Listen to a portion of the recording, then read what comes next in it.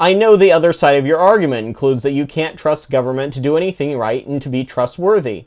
My last video on preferential voting points out I can understand this, as two-party systems allows for more corruption than a multi-party system, because one party can't own the frame of the debate if multiple parties are using multiple methods to get their ideas across.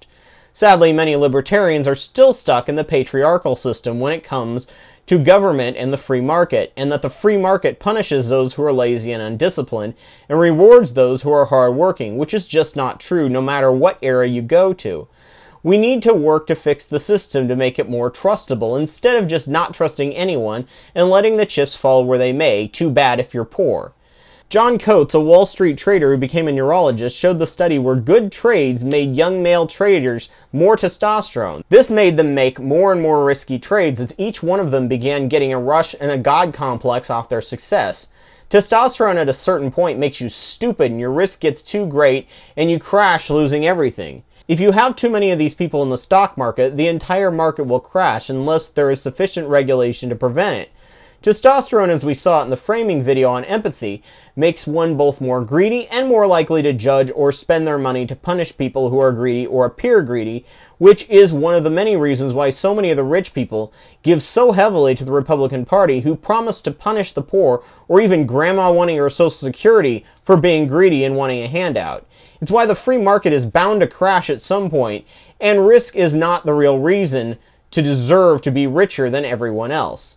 A study I wish I could find now had a group of students fill out questionnaires asking them how likely it would be to give to charity to help the poor. The lecture was then given to them about Ayn Randian ideas, calling the poor the moocher class. After the lecture, they took a similar questionnaire, and the amount of them that would have given dropped significantly.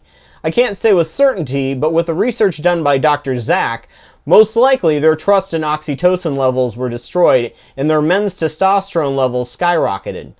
Testosterone levels are probably why it seems that more young men are libertarian, as I know very few women who consider themselves libertarian, and there are links in the bottom bar discussing this. Less likely to trust, more likely to be okay with allowing someone to get punished for their own ignorance instead of trying to help them and educate them of their own ignorance. Libertarian view is still the same narrow view given by Buckley, ignores a lot of reality that takes a lot of time and energy to learn and sift through. The more I know about economics, the more I realize I don't know about economics. It's not the freshman version that libertarians like to feel so proud that they know. It's so much deeper and more nuanced. It's fractal. It's organic, and it would take years to grasp the history and complexity of it. Libertarianism doesn't even take any of the psychology, sociology, ethics, game theory, or philosophy studies done, and many are completely oblivious to them.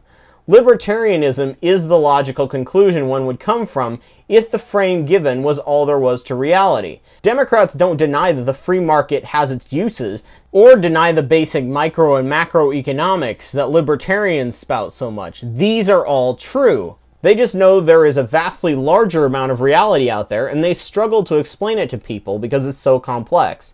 And there is, of course, the Republican version that takes the libertarian frame and replaces the logical conclusion that libertarians reach and replace it with shit Fox News and religious right makeup. I'm putting a link in the bottom bar to a list of commonly used libertarian arguments and showing them up for the logical fallacies they are. Please check them out. Also, there's a link right below that really explains what the liberal arguments are and helps define and educate on them. Tax cuts, especially for the rich, only work so long. They make tons of money in a short term till it strips the infrastructure and education of the nation to the bone, destroying the fabric of society that made it great. It's like instead of using your college fund to pay for college, you spend it all on luxury items. You feel rich for a while. Tax cuts should be called instant gratification waste. The infrastructure and well-educated employees lowers logistics and training costs significantly, which is why unions still thrive in Europe for the time being and barely exist in the US. I've been told by libertarians that they just don't think that government has all the answers. That's a major straw man about liberals. You're thinking fascist. We just don't think that the free market has all the answers, or the government. We see both as tools to making society better and go with the one that shows itself to be more useful and ethical depending on the industry. Libertarians, however, do think the free market has all the answers, and the government can't do anything. I'm not against capitalism any more than I'm against a hammer, but if you use it on everything, you're gonna break a lot of stuff. Now on to a different topic. I'm so glad there are people on here who are capable of debating in the skeptical community.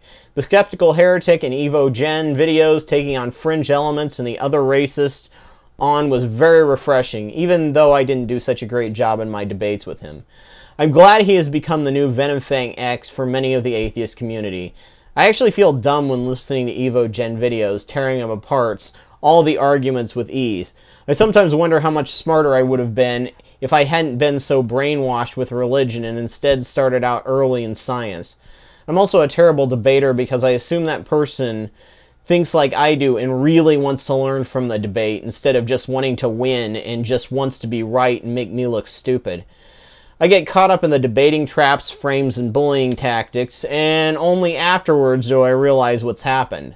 It also shows that he's not at all open to the ideas of others, which reduces his chance of being right considering how many ideas there are out there. This is why my videos are all about teaching and not poning. That, and I feel like the majority of people just need things explained to them. It's only the fringe that need to be ridiculed, as Thomas Jefferson said. Friendo made a great video breaking down his debate failures and why he lost. Many of his trolls have made the argument on my channel that just because someone's insulting and a dick doesn't mean they're wrong. No, it doesn't, but it definitely means that they're certain they're right and less likely to be open to new evidence regardless what is presented to them. He has been wrong consistently on the topics of biology, but he has no more education on economics and politics than he does on genetics or biology or psychology.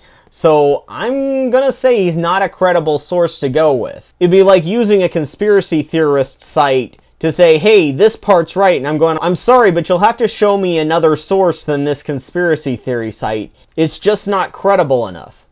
I also find it very telling that Fringe seemed so hurt by Coughlin's insult. He shows all the signs of a schoolyard bully, telling me straight off the bat that he thinks I'm an idiot and constantly talking down to me, which has an attempted intimidation factor. But when a cool kid insults him, suddenly he gets emotional and butthurt. The wise are hesitant and the foolish are cocksure.